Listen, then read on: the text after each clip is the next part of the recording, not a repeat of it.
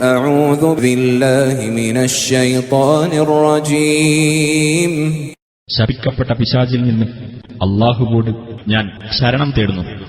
ഹൽ അതാക ഹദീസു മൂസാ. മൂസാ നബിയുടെ വർത്തമാനം നിനക്ക് വന്നെത്തിയോ?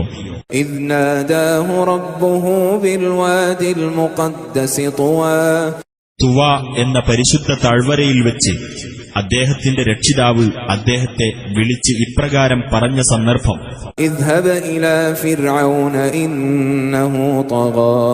നീ ഫിർഔന്റെ അടുത്തേക്ക് പോകുക, തീർച്ചയായും അവൻ അതിരുകവിഞ്ഞിരിക്കുന്നു. ഫഖുൽ ഹൽ ലക ഇലാ അൻ തസക്കാ. എന്നിട്ട് ചോദിക്കുക, നീ പരിശുദ്ധി പ്രാപിക്കാൻ തയ്യാറുണ്ടോ? വഅഹ്ദിയക ഇലാ റബ്ബിക ഫതഖ്ശാ. നിന്റെ രക്ഷിതാവിങ്കലേക്ക് നിനക്കു ഞാൻ വഴി കാണിച്ചു തരാം, എന്നിട്ട് നീ ഭയപ്പെടാനും തയ്യാറുണ്ടോ? ഫഅറാഹുൽ ആയതൽ കുബ്റാ.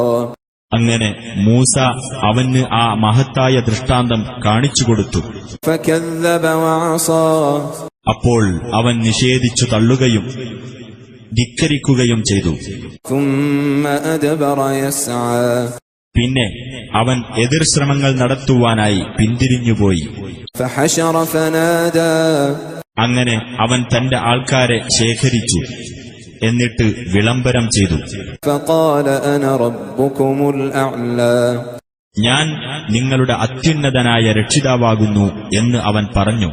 فأخذه الله نكال الآخرة والأولى.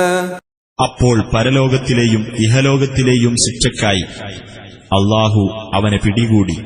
إن في ذلك لعبرة لمن يخشى. തീർച്ചയായും അതിൽ ഭയപ്പെടുന്നവർക്ക് ഒരു ഗുണപാഠമുണ്ട്.